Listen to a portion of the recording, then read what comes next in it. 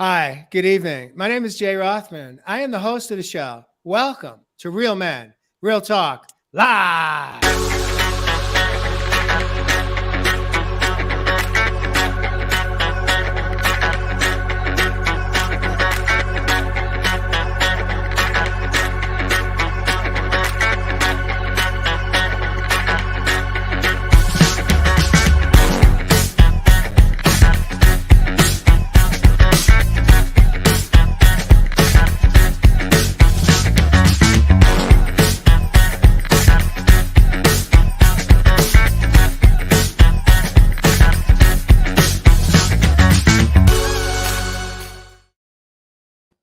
Welcome back. Again, my name is Jay. I'm the host of the show. I'd like to introduce my co-host this evening. We have Evislav Heath, the man of the land from down under. He resides in Australia today. Welcome back, Ev. Oh, thanks for having me as always, brothers, and great to see you back, Mr. Fasano. And of course, we do in fact have Jeff Fasano joining us. He's back home in Nashville, Tennessee. Welcome back, Jeff. We missed you last week on Reframing the Brain. Hopefully you didn't go insane while you were off last week.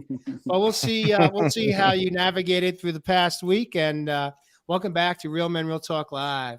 Thank you, Mr. Rothman. I had an amazing time in Kansas City. But hey, before we go any further, as our theme song was playing, you ever notice the organ underneath it? I just heard that. Bit of extra sensory perception switching on there in the brain, brother. There you go. I closed my eyes and I went, oh, I never noticed that for a year and a half. Anyhow. And of course, we have Mr. Josh Richer bringing us back into the moment. He resides in Southern California. Welcome back, Josh. Great to have all four of us back together. As we take a moment here to welcome our viewers and guests, if you're joining us live streaming from YouTube, Facebook, or LinkedIn, welcome back to tonight's episode number 106. Tonight's show is all about reframing your brain so you don't go insane.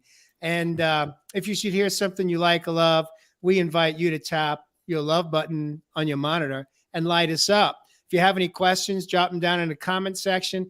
We will do our best to acknowledge as many comments or questions that should pop up. And if you are a viewer coming in from overseas, welcome back to Real Men Real Talk Live. If you're coming in from the United States, let us know what city or state you reside in.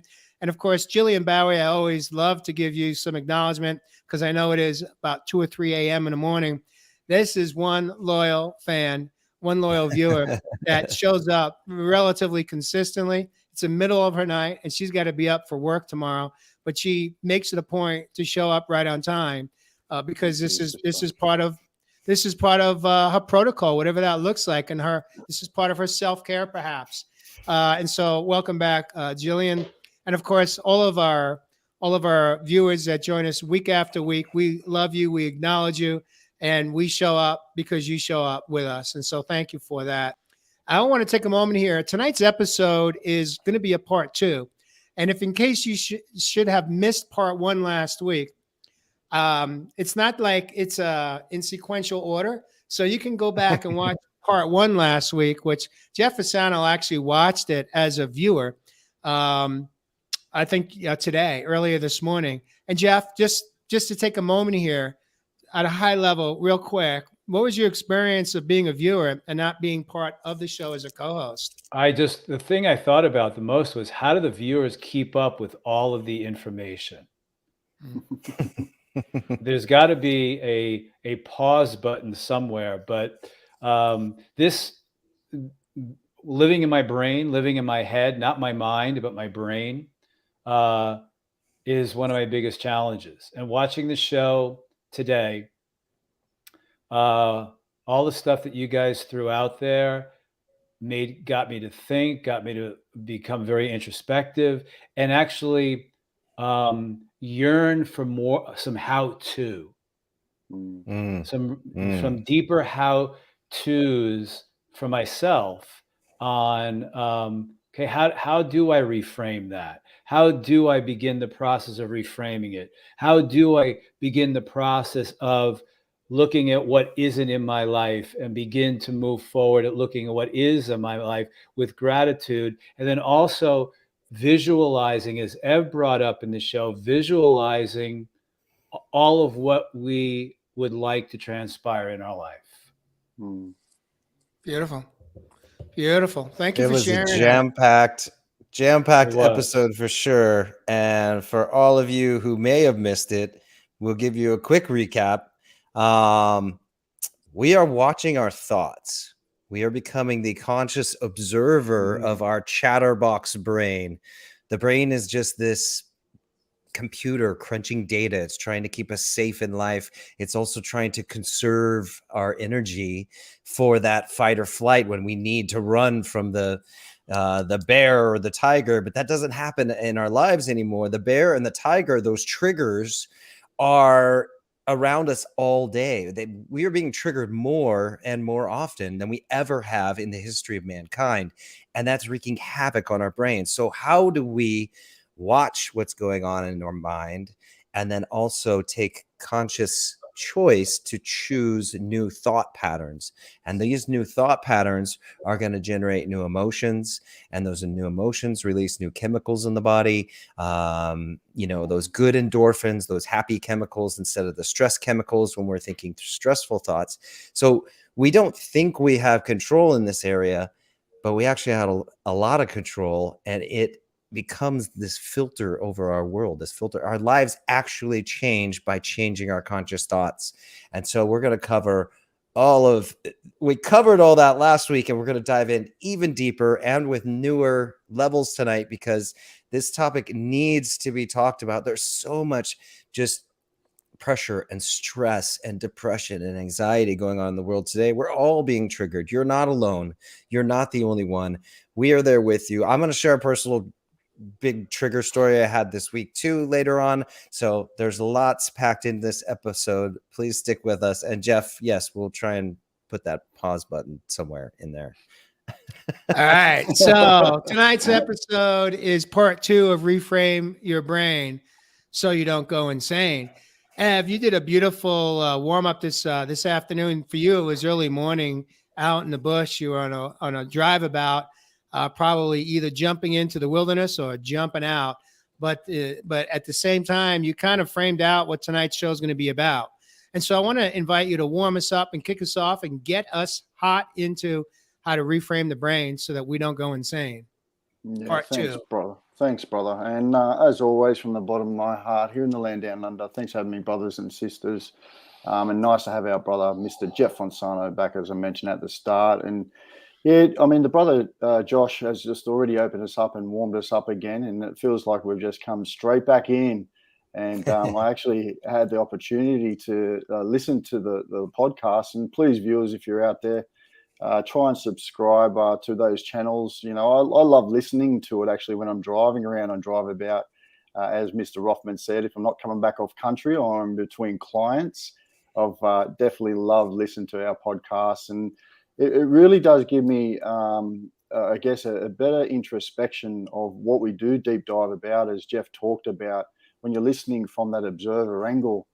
And why I find so many of us don't allow ourselves to really hear the layers, the octaves, the tones, the deep information under what we're talking about is because, like we've titled in tonight's show, we literally are going insane down here, brothers and sisters.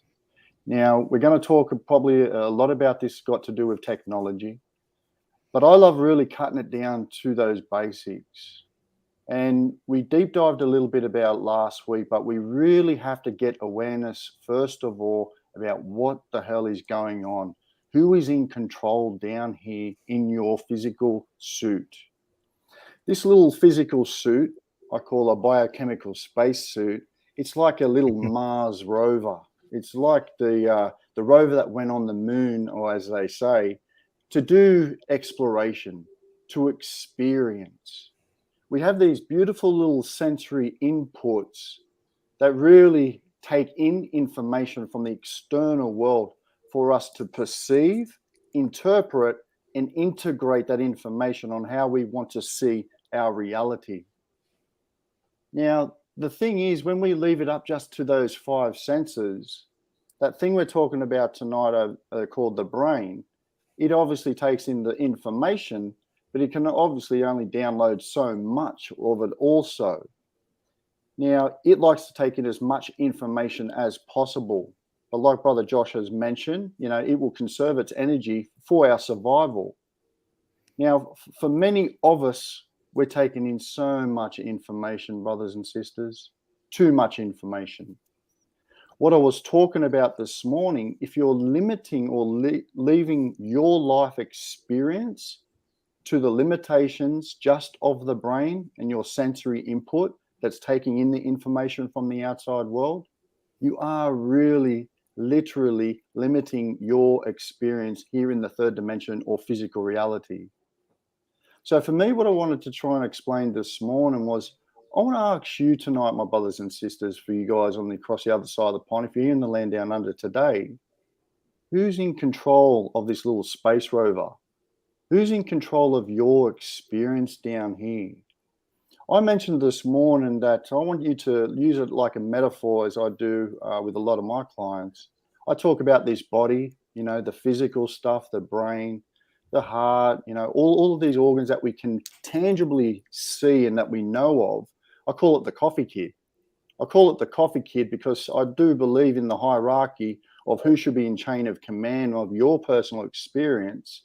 It should be serving us coffees. It should be serving us teas, the delights of the world. When I talk about the middle management, I'm talking about your soul. I'm talking about your soul being made up of your will, your emotions, and your mind. Your will, your emotions, and your mind. So we talked about a few of those things last week. Now, when we dive in deeper tonight, which I will in a bit more detail about those 3 things, why it's so important to understand that no matter how strong your willpower may be, many people have actually allowed their emotions to override this little space rover that we get down here to experience the earth plane. And what's happened is that the over-sensory input and information that's come in has just bombarded us to the point where I've got brothers and sisters saying, Ev, please slow this down. How do I slow it down? So we have to ask ourselves, who's in control? I said on the video this morning, for me, my brothers and sisters, my CEO is my spirit. Your spirit is basically, should be your CEO. Your mind is an access road. It allows you to experience, like I said, this reality. But until you take over the steering wheel with that spirit, which is really made up of more so your intuitive self, it's really made up more so of some of those decisions that you make up in your life. And we talked about, at the core of all of this, some of those values have also got to do with your spirit as well. So look, I know we're going to go in deep tonight, and I just hope that's just some nice intro on where we could sort of dovetail and where we're going to be talking about tonight. What do you feel, Jeff? We're going to go in deep tonight? Dude, hit the playback button and let's listen to that again. That was a lot of content. That was brilliant. When you said that you have clients that ask you to slow it down. Yeah. We also have clients that ask us how do we turn it off? I mean, they're so sick and tired of hearing that scratch record, that scratched album playing over and over and over again. Because as we talked about last week, somewhere between 70 and 80% of our thoughts that come through our mind in a 24-hour cycle repeat itself the next day. Same ones as the day before. The next day after. And so there's where it becomes slippery. How can we learn how to allow our CEO to manage more of the thoughts and the emotions that come through the brain, as opposed to allowing the thoughts and the emotions to control our life? And once we understand that we have a great opportunity to learn how to, I want to call it, master that art, because it will take practice to learn how to slow it down, I don't know if we can ever turn it off because it's part of our DNA. It's part of how we're structured. Yeah. But we certainly can learn how to distract ourselves in a healthy way without checking out or numbing out to turn it off. There are absolutely healthy ways to do it, and we'll kind of reframe some of those this evening as well. Yeah. You know, Jay, I think what I learned from you guys last week and watching the show today, and the most important part in all of this is, once again, which is a common theme throughout the entire show that we do this, is really raising our awareness and consciousness when we are muddled in our brain. Yep. And that's the most important thing. As Jay just said, thoughts are I don't know who said it. I think Jay might have said it last week. The amount of thoughts that go through our brain every moment, they're always there. It's just about seeing the patterns, the oldness of it, and where we get stuck in these patterns, that we've got to raise our awareness and consciousness that we're in our minds, which is, like I said, when we came on the air, it's one of my biggest challenges. And that's literally the hardest part, is getting to a point where that awareness is habit. Yeah. Where you become an observer of your mind, and you catch. Yeah. I caught myself in a massive thing. Was it 2 days ago? I was on the phone with my sister, and I was complaining about my tax guy again. And because basically the quick version of the story is that last year when I went to shoot my documentary, I spent a lot of my own money on equipment and things, and I kept thinking to myself, "Oh, this will be a great write-off, and I'll get a great tax return next year, and I can finally buy that car that I've been wanting." And it means more than just the car. This is, all of my financial stuff that you guys heard about. It's a long story, but this meant a lot to me, this big tax return, and I was counting on this for over a year. In fact, even longer than that. I haven't bought a car that I liked, that I've owned since 12 years. I've either bought a car that was given to me or that I could pay cash with because of all my financial crash. And 2 of the engines blew up and one of the transmissions died. So these haven't been great cars. I've been dying for like a good car, basically, for over a decade. And that was my plan with this tax return. And I did my taxes in January because I was so excited about this. I was supposed to get $13,000 back, and that would have made a really great down payment on a car that I actually wanted, not one that I just had to have or could take. And the IRS last week seized that money and took it because of some business stuff from 2015 and 16 that my tax guy said he could take care of, and he hasn't. And I started bothering him in December about it because I felt that this was going to happen, that he was going to be his normal self and not take care of this. Anyways, so I was explaining all this to my sister, and I felt myself dropping into that victim energy again. I was angry at my tax guy. I was in this victim mentality, stuck in that old story of, my startup crash and when all my finances came down. All that energy came back when I was explaining this to my sister. And I got off the phone and I was like, this isn't me anymore. I don't like this feeling. And I was like, where's my upset in this? Where's the friction? And I was like, it's because I had an expectation. And my expectation was so different from what actually happened. The IRS seized $13,000. I'm going to have to wait another year to get a car. And I was really looking forward to that, like big time. That was my discomfort, right? And I was like, where do I have power in this moment? What can I control? Well, I can't control my tax guy, clearly. I've been bothering him for months and years to take care of this stuff, and he keeps promising he will, and he doesn't. So I can get rid of my tax guy. That's the control I have. And then also I started thinking about the bigger picture of this. This is the last money from my startup crash that the IRS is saying that I owe. So in a sense, I'm now done with the IRS. And I was like, all right, Josh, what's the reframe in all of this? How can I reframe this into a positive? Well, I'm now officially done with my tax guy because I don't have to deal with this dude anymore. I'm now done with the IRS. And I'm now free of this victim story. I'm free of all that old energy. I can now, with this 13,000, yes, I expected it to go to something else, but it's actually now my freedom. And it's actually now a celebration of closing of that old chapter. And so I was able to reframe this into an amazingly beautiful experience that I'm actually excited about now. I'm actually happy that this happened, and I'm done with all of that shit. And you guys have heard about it for 100. That everything that led up to my drinking and rehab and all of that was around this business crash. So you guys have heard about it. I am now officially done. I am no longer a victim. I am in control of my life, and this was a gift. And that's the reframe, and that's the power of reframing. And we can do it.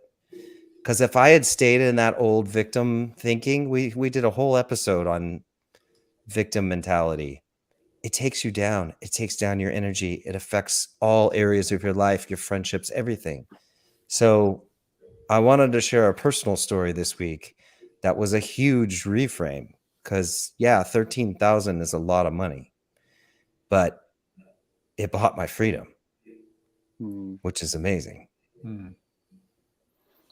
Beautiful story, brother. And in just a quick question, brother, did that particular scenario remind you of any past scenarios within your life? You mean good or bad? Doesn't matter. Remind me of any past scenarios? That particular No, event? I mean, I kind of see what you're getting at with this. Yeah, I did a lot of work. I've been doing so much work these last 6 months, but when I learned to be proud of myself, I was free of needing to hear that from anybody else. And growing up, that was like the one thing I was dying to hear from my dad. And so What was that, Jack? What was it that you were dying to hear from your dad? I'm proud of you. And I can say that to myself now. And so we're free. He's free. I'm free. This is the power of this work, you guys. We can free ourselves. We can give ourselves what we've been looking in the outside world for, what we've been dying in the outside world for. When we start to give that to ourselves, we don't need all of this. We become this island paradise that has its own self-love, that has its gratitude for the things it does have, that's not longing for the things it doesn't, that has this ability to reframe bad situations or negative situations and turn them into a positive that's not going to affect us and release stress chemicals in our body and poison our bodies and make us sick. I mean, this is the power of the brain. Right. This is the one thing we have. So Josh, I want to just take a moment here to jump in here. I want to piggyback. Everest is coming in on an angle on you. I want to ask you, in that moment when you learned that the money was gone and you went through all the cycle of emotions, anger, frustration, disappointment, sadness, maybe some rage, internal rage towards your accountant, maybe even the IRS. In that moment, you know where I'm going with this. How old were you feeling? Which part of Josh was angry that he couldn't get the car that he wanted, that he's been waiting for? Sure. Yeah, that was a younger me. Okay. Much younger me. Right. And so in the moment, I'm going to paraphrase what I heard you describe as how you navigated through that whole process emotionally. was that you showed up, you're a CEO, your higher Yep. self showed up for younger Joshy and helped him reframe the truth. Mhm. Yes, I understand. I understand, Joshy, that you're frustrated. I That this understand you. sucks. I Yeah. understand you've been eyeing that car. I know the car you want. I know you've been waiting. You've been so patient, right? But you showed up for little Joshy and you were able to come through, it sounds pretty quickly, and reframe his experience through your own inner wisdom that you had. You were able to reframe it and literally see it not as a burden, but as a blessing. You're now free. And all it means is that you get to teach little Joshy just a little bit more about having patience. You've waited this long, and we'll get there. Just not here, not now, not today. But we got something else that a car can't give us, because the car's going to just give us more maintenance, more cost, more things that go wrong. But right now, in this window of time, what you got is, you said, freedom from your accountant, freedom from the IRS. That's a beautiful gift you got to give to that little boy inside. Mhm. Totally. So how's little Joshy feeling right now? Mhm. Protected, safe. Mhm. Because that's the thing, when we get caught in these anger cycles, and we get caught where I wanted to go, where I could feel my body change after the phone call with my sister. I could feel, and that was what first cued me up, is because I've become so sensitive that I was like, wow, I'm really wound up right now, and I don't like this. Like, I like my calm that I usually create for myself, and I was not that. And I was feeling my blood boil, like you say, Jay. And it was like, no, this is where we can take a stand and say, no, Mhm. this isn't how I want to live anymore. This isn't, I'm not a victim anymore. These people don't run my life, and I have choice here. And that choice was to see it as freedom, Beautiful. which is what it is. Yeah. Yeah. I want to take a moment here to kind of switch gears. Josh, thank you for sharing that. That was a pivot moment for you, no doubt. No doubt, a pivot moment in many different ways. And this is all part of us showing up and growing up. And for me, that's really learning that our emotions, our thoughts, and our relationship with our mind is one that we could learn how to manage differently, so that it's not controlling the outcome of our life, but we can have more control over the relationship with our mind by learning how to slow it down, by learning how to distract it, by learning how to reframe what it is we think we're feeling into a different relationship with the circumstances, as you just described. So I think that's beautiful. Mhm. Well, welcome home, Josh. Right? Mhm. It's amazing to be in control, Mhm. and peaceful, and to choose that. It's incredible to live this way. Yeah. Because I've been on the other side of the coin. We all have. We've all been there with the chatterbox brain, and we were just blown about the ocean with the waves and the storm, and just reacting to everything, and trying to keep this whole ship afloat instead of sinking. It's like, that's a terrible feeling, and it's a terrible way to live. Yeah. Mhm.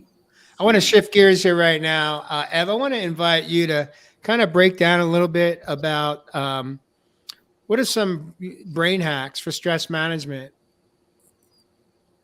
I mean, we talked a little bit about last week, and I just want to dovetail on the back of what you're saying there too, brother. You're saying all those key words like, feeling oversensitive within the past where you could have reacted in a particular situation similar to that. One of those things, particularly around stress management, is really learning how to tame this brain, learning how to tame this body, because of the very sensory input that we're actually taking in, that is bombarding us. We get too overwhelmed. And if we are flooded by those hormones like Josh could have been very easily in that particular event, then how can he have the potential to be able to reframe that event? You know, one thing for me, and it was very looked to the side, or, you know, looked far from, is really connecting with that more feminine side of our brain. And Jeff talked a little bit about in the green room the power of visualization. We have a really important part of our brain. I talked a little bit about it last week, called the hippocampus. And it literally looks like a seahorse if you have a look at these images of it. Now, the hippocampus is actually in that right hemisphere of the brain, the feminine side of the brain. And it literally supports the inner imagery, but also the ability to retrieve past events, but then to recreate the imagery for future scenarios. Let me say that again. In the right hemisphere, the feminine side, it has the ability to support the creation of inner imagery and the ability to retrieve past events and recreate the imagery that you want to see for future scenarios. So why is this relevant? Well, why could this be a stress reliever? Well, think of all the times that you get stressed and you get flooded by these particular hormones, cortisol, all these other stress hormones. These are actually drowning our ability to be able to see these scenarios that we want to see out in the real. So we have to tame this part of our being. You have to command your body to sit still. That subconscious mind, which becomes your body, by the time I've said this, by the time we're 30 years old, really can go overdrive. Now, until you tame it, make it sit still like an animal, heal, command it. Now your willpower starts to control something that may be getting you into a stressful scenario. Then we're going to come back to that breath, brothers and sisters. We're going to slow things down. Those pauses, the heart, the flutter of the heart starts to become more relaxed. So the nervous system starts to become at a much more ease state. We then can start getting to this creation of how we wanted to see that particular desired outcome. Now, I'm not talking about trying to promote some sort of outcome as if you weren't there. I'm talking about coming from there. Now, this stuff gets deep. I've dropped 3 big tools there that you can already do for stress management. A, breath. B, visualization. And what's that third one? Re-imaging. Re-image the situation or the scenario that was desired for you to see. You see, we talked a lot about the analytical mind last week, and it's so important. But what I'm talking about here tonight is the balance of the upper house, the masculine and the feminine principle coming together as the one. That is true heaven on earth, my brothers and sisters. Beautiful, Ev. Jeff, what do you make of what you just heard Ev say? What's going through your mind right now? What are you looking to reframe? Good question.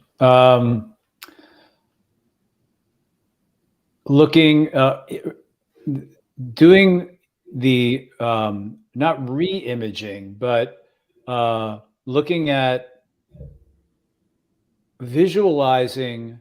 I think it's visualizing, moving and visualizing the life we would like to have, visualizing it and seeing it in play.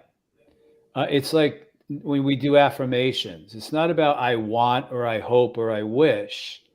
The affirmations is I am already experiencing it. That's how you do affirmations. I am in this wonderful relationship with my life partner, and then you go from there, and then you take it one step further of visualizing it. visualizing it, and then moving into, after we visualize it, well, what are the feelings that are coming up? Which is what Joe Dispenza uses, is about how does that make you feel? Mhm. When we visualize, affirm and visualize what we would like our lives to be. And that is what I'm seeing right now, is closing our eyes and seeing it. But also we have to move into our feeling bodies. We have to feel it. That's how we move from the mind or the brain into our heart. And that's where the manifestation comes. It comes in our heart space. We can visualize it in our mind, but then we have to ask ourselves, how does that feel? What are the feelings that are coming up when we are visualizing a life we want? And that's where the manifestation of it comes in, because then we're feeling it in our being. We're moving from, one of the wonderful things that Ev said last week that I caught was our brain is the master computer. It's just a piece of machinery in our physical bodies that processes everything. Then he said, but we have to move into our heart, because that's where the manifestation is, when we begin to feel it. And when we begin to feel it, that raises our resonance and vibration. And then we begin to manifest it, because we're feeling it. We're moving into it, and then we're being it. And that's how we move from our brains into our mind. But one of the things that came up for me when Ev was speaking was being, when we're in our minds, when we're in that mental chatter, when we're in our brains and our minds, and that chatter is going and going, we can't dismiss it. We can have tools by saying stop, but I think the most important thing to do in order to allow ourselves to move out of it is to acknowledge that we're in it. I'm in my mind right now. And then we can arrest it. It's a tool that I've used to arrest the mental chatter when it is at volume 25 and it's there. And if I try to stop it, stop this, it's really, that never works for me. To me, it's like, wow, I'm in my mind. And that brings me to the moment of now. I'm in my mind right now. And then you can go, what am I thinking about? What is the old programming? What is the conditioning that I'm in right now? But if I can accept in the moment that I'm in my brain right now, that brings us back to the adult self. Because more than likely, as Jay said, asked Josh the question, how old were you in those moments? More than likely, that's where we're re-experiencing the conditioning in our mind of being 15 years old, and then reacting to the world outside of us from that place. It's about bringing us back to the adult self in the moment of now, which is my biggest challenge, of being in the moment of now, not constantly looking at the future, what's going on in the future, what's going to happen there, how is that going to happen, and then going back to the past and lamenting over the mistakes I made in the past. That's all happening in my head. Well, hold on one second, Fasano, because I want to take a moment here. Since you said that, one of the challenges you have is, and it's you're not that special. We all challenged with, we kind of drift out to the future. But I do want to drift out into the future right here, right now, and acknowledge that not today, but tomorrow is in fact a very special day for you. Tomorrow is your birthday. Happy birthday to you. Happy birthday to you. Happy birthday, dear Fasano. Happy birthday to you, and many more. All right, so this is once a year where we show up and sing, and even Milo wants to get in on the action. He likes singing. He likes singing birthday songs because he likes to have a piece of cake. There you go. So we'll give Milo a piece of cake tonight to honor you. But happy birthday, Jeff Fasano. Thank you, Jay. Thanks, guys. I appreciate that. So Not quite a barbershop quartet, but we're working on it. There you go. so Jeff, coming back to when you do actually kind of drift out and you let 400 yards of fishing line out to sea, and you're not present, it's all out. Yeah. How do you personally reel yourself back in? That's the challenge. That's the challenge that I have of, because it can go out to be 10,000 yards, Jay, more than 400 yards of it could go there, and then the cycle begins. Somehow it just clicks in that I'm going there, and then I start to believe wherever my mind is taking me. Yep. I start to believe that I'm not this. I start to believe it goes into this I'm not, I don't have, and it's really the practice. It's why this show and watching this show last week was really wonderful for me, because it's about reframing and practicing something new. What I've realized, and I'm going to tell on myself right now, I have not been practicing what you guys were talking about last week. And I realized that I've got it to be, that's why it intrigued me and why I loved watching the show, because I realized, wow, this is a challenge for me. And I need to start a new practice daily. Josh, in the last show, when he started to practice, he wrote down every morning 10 things that he was grateful for, as we can shift into gratitude, which will help me start to look at what is in my life as opposed to what isn't. My tendency, where that 10,000 yards goes out into the ocean, is what I am not and what isn't in my life.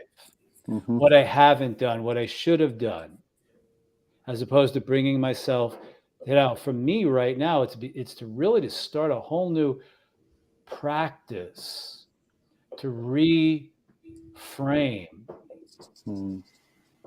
my my beingness in the moment of now as the adult.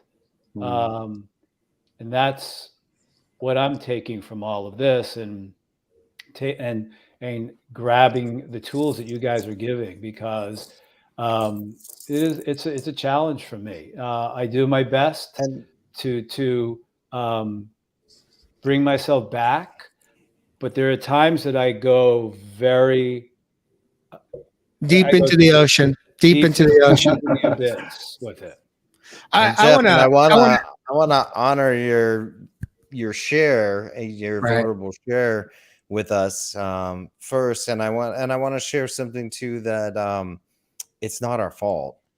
All the studies that I did, the brain is actually looking for negatives, because it's looking for all the things in our life that can hurt us, harm us, destroy us, take us out, all of that. So it's already scanning the world for negative things. Yeah. And so we're all kind of naturally in that pattern anyway. And that's where, I mean, you brought it up, and we wanted to talk about it tonight again too, was a gratitude practice. What it does is it starts to rewire those neural pathways in positive ways to counteract that natural negativity that we're all sort of prone to. So yes, gratitude is an amazing practice, and it actually does rewire your neural pathways in positive ways. So you start to notice the beautiful things in life that we have. But it's so easy with social media and all the other things too, to get caught in that comparing and all the things that we don't have in our lives. Yeah. It's really, so really fall a trap into them. Jillian Bowie says deep into the ocean. Then we realize we are the ocean. And 100, I love that. Ev, Beautiful. you just chuckled. I want to ask you, Ev, how can laughter be a gateway to reframing your brain? How does laughter change potentially in a moment? What is, tell us more about that, will you? Well, just like, we just talked about gratitude. We're talking about the significance of gratitude, which really is paying off reward pathways within the brain. And I think a lot of people overlook it, just the significance of gratitude in something like laughter, because what it actually does is it trains the brain to repeat the cycle, which allows more release of, something like dopamine, which is that feel-good hormone. And it allows you to repeat these particular behaviors and functions that are actually going to promote it on a daily basis. So one thing for me, laughter is just a beautiful thing that just allows us to quickly flip that script and reframe, whether we're in a stressful state or something that's kept us down. But the thing is, it's not saying that we're not going to have our down moments. Mm-hmm. I want my brothers and sisters to look at these things as tools. We are literally, like I said at the start on the intro, getting an opportunity to experience and choose to play down here in this physical plane. So it is definitely a gateway like gratitude, which is going to help promote the repeated cycle of those feel-good hormones, Mr. Rothman. Yeah. Mm-hmm. Yeah. I enjoyed watching your video this morning because I actually witnessed at the end of the video, Ev, you actually got something tripped you up in a healthy way, in a positive way. And you closed out in almost giggling. You were very much in laughter. And I found that beautiful. I think, especially, I don't want to say especially as men, but a lot of times we tend to be very intense in how we show up. Yep. And sometimes we forget that a smile and a laughter not only can change in the moment our relationship with our body and the reaction within, whether it be dopamine, even endorphins, healthy hormones that actually can bring us some lightness, but also how it affects the people around us. Mm-hmm. How many times have we been listening to someone and they go into laughter, and their laughter almost creates a spontaneous reaction for us, and we start laughing with them. And we're not even laughing at what they're laughing at. We're laughing at their laugh, not in a negative, judgmental way, but their laughter can bring us more of our own laughter to open up. Mm-hmm. And even smiling, I shared this in one past episode where I realized that there was a lot of airtime between my own smiles, and when I would greet people each morning, a couple of hundred people plus, if not more, along the shoreline when I was living by the ocean. And I decided one day to do a little beta test, do a little experiment, and see what would happen if, when I greeted people as I'm passing them on the beach cruiser, if I smiled and said those words, "Good morning, have a beautiful day," see what would happen. And I was blown away by how many people I clearly saw a very positive response to my smiling. Now, in that moment, did my smile create an opportunity for them to reframe whatever they were thinking about, whatever deep thoughts they were in? Totally. And I'd say, Josh, you're nodding your head. Yes, it sounds like it's you think it impacted their morning, or at least that moment for them. Of course, you broke the cycle. Because how often are we walking down the street with our head down, totally lost in our own thoughts, which is usually consumed with what we need to be doing, or what's tomorrow, or what we're worried about, or what we're afraid of. I mean, how often do we get caught in that? Yes. Especially if you're from New York City. Well, Fasano, you could say that because he can say that because he's from New York.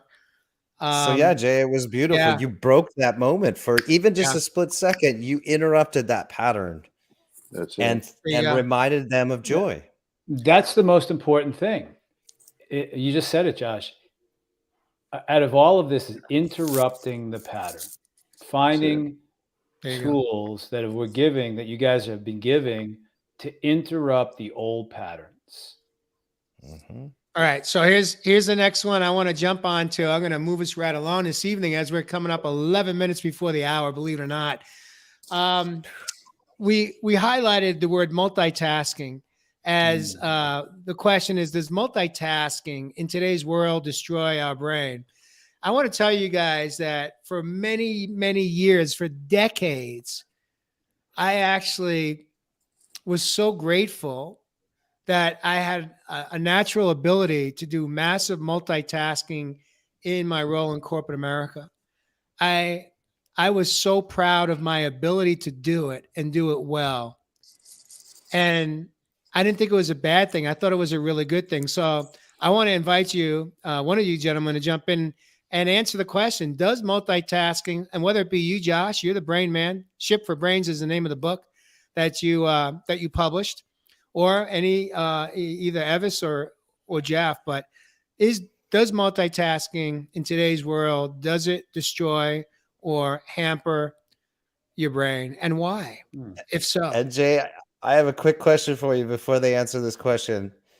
How good were you at your multitasking, actually?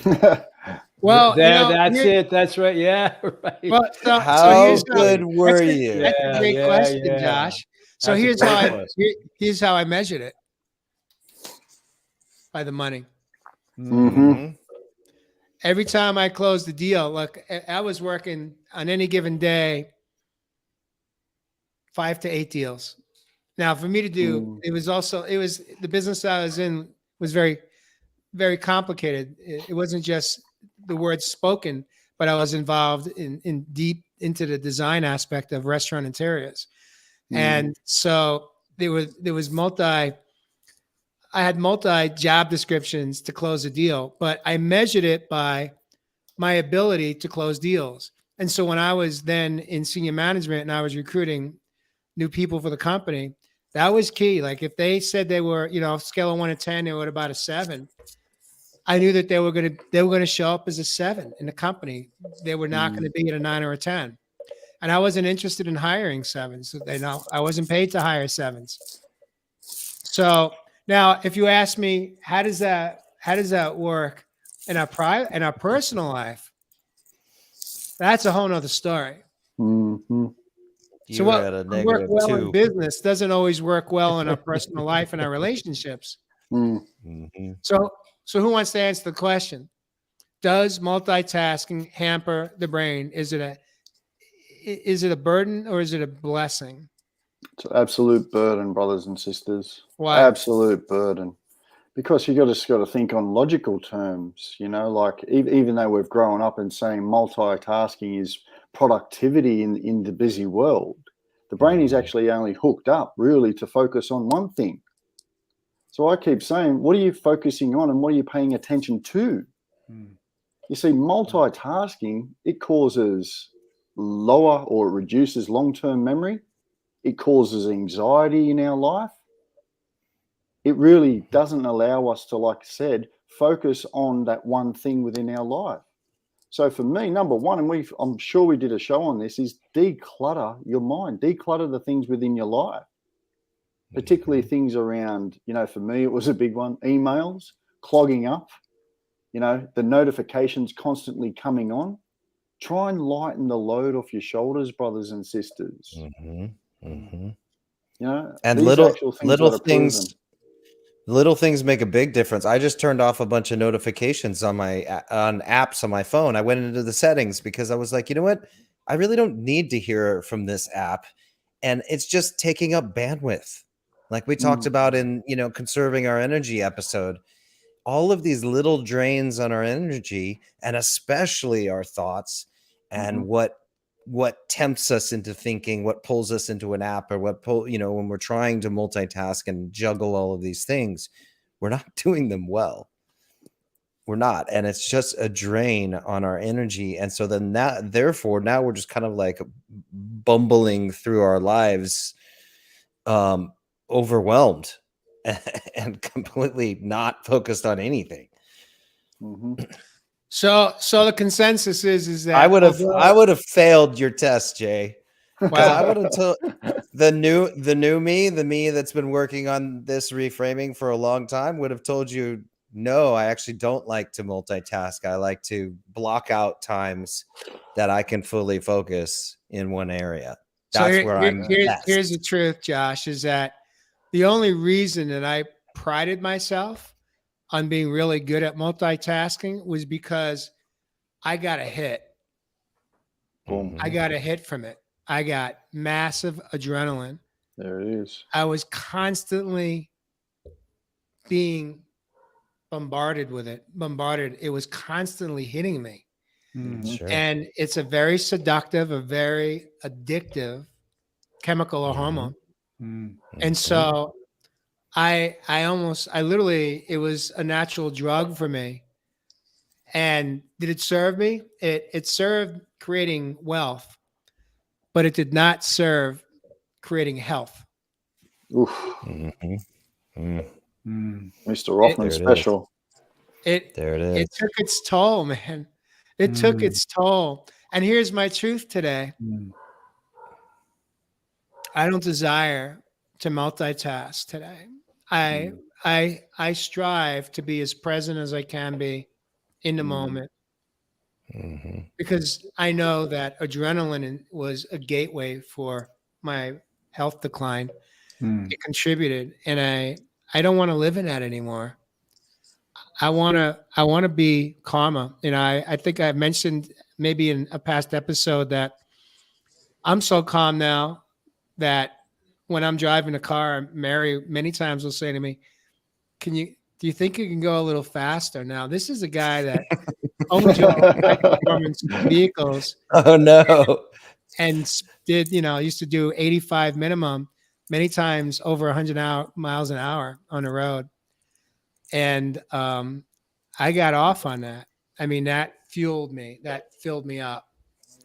And now, like, she'll be like, well, I'm like, well, what's the rush? Why do I need to go faster? And she'll say to me, can you at least go the speed limit? So I'm driving like an old man.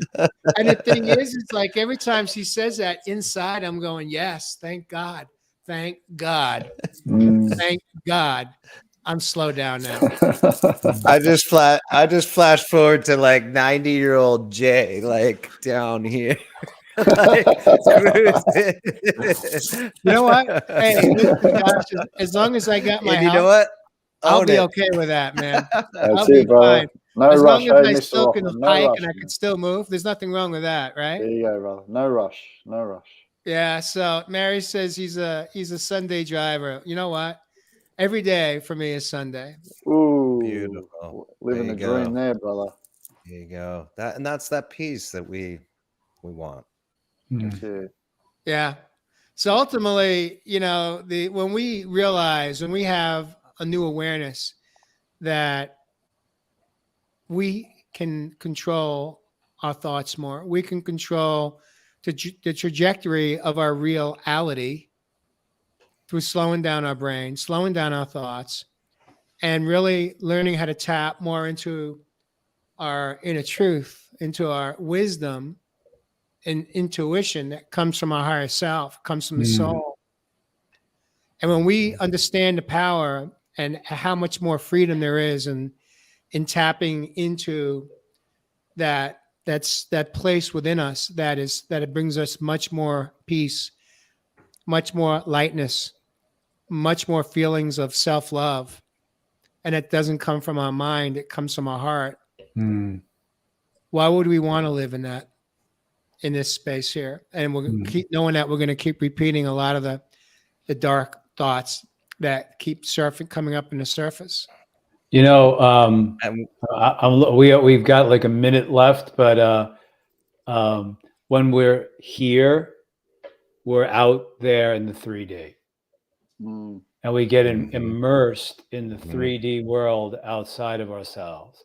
Jay, it's a whole show that what you just said about moving into here, into our heart, and living from a soul space will bring us to a whole new place where we can navigate the 3D from a soul perspective.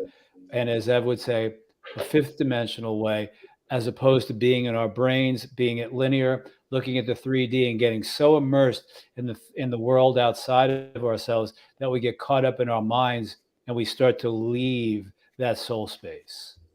Love that. Love that. Thank you, Jeff Fasano. Welcome back.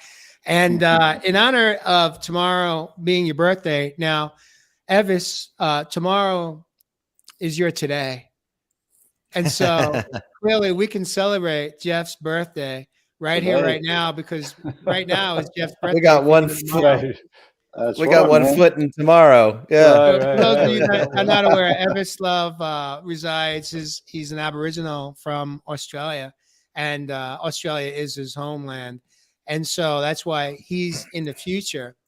It's tomorrow. It's his Friday. So it's happy birthday. And Josh, I want to invite you. Why don't you close us out tonight? Give us, put a pretty bow in the show, and let's call it a wrap. Close us out with either closing thoughts, a closing prayer, meditation, or anything that's coming through from your heart. Yeah. All right. I want to have thank you everybody for always joining us. And let's close our eyes for a second. Take a breath out first. We're going to breathe out all the chatter of the mind, and we're going to take a deep breath in. We're going to take in stillness, peace, tranquility, and breathe out any worry, doubt. Breathing in control. We are the master. We are the CEO. We are the jockey controlling the horse. We are the dog trainer, that monkey mind, that active brain. We want to thank it for keeping us safe. We want to thank it for always trying to protect us and worry about our future. We don't want to be mad at it. It served us. We want it to know it's honored. We love you, brain, and thank you. But we're in control. We choose to move away from doubt, worry, insecurity. We choose to move towards peace, self-love, gratitude for what we have. We choose to reframe our thoughts in those areas because we can, and we're in control. And just like Jeff said, the awareness is all we need to catch those moments and choose these supportive love, gratitude, honor, peace, stillness, hope. And those are the things we choose for ourselves.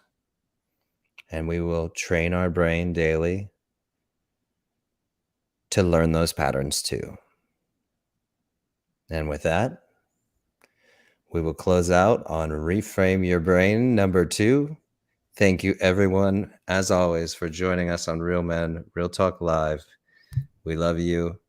Go be the light in your corner of the world.